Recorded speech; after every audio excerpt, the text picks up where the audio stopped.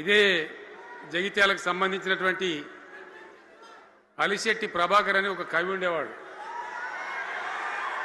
ఆయన ఒక మాట చెప్పిండు,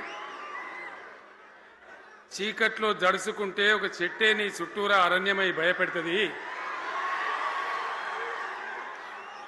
గుండె అంటూ కలిగి ఉంటే గుండె ధైర్యం ఉంటే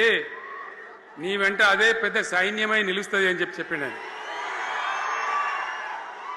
ఇలా నా కళ్ళ ముందున్నటువంటి మీరు,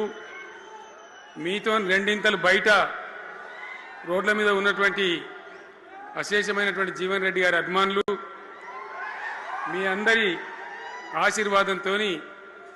ఈరోజు జీవన్ రెడ్డి గారి చేరిక కరెక్ట్గా ఆయన గుండె ధైర్యం ఉన్నాడు కాబట్టి, ఉన్నట్టు నికాలస్గా మాట్లాడతాడు కాబట్టి ఇలా ఆయన నిర్ణయం తీసుకొని ఇంత పెద్ద సైన్యాన్ని తీసుకొని తెలంగాణ రాష్ట్ర భవిష్యత్ ప్రయోజనాల కోసం ఆయన బీఆర్ఎస్లో చేరిన విషయం మీ అందరికీ తెలుసు. ఆయన వెంట మీరందరూ వచ్చి ఎవరైతే అందరూ ఈరోజు చేరినరో, ఇంకా రాని వాళ్ళు కూడా ఉన్నారో గ్రామాలలో పట్టణంలో, మీ అందరికీ ముఖ్యంగా జీవనన్న గారికి, ఆయన వెంట వచ్చినటువంటి ప్రతి పౌరుడికి, ప్రతి అన్నకు, ప్రతి తమ్ముడికి, ప్రతి చెల్లెకి కూడా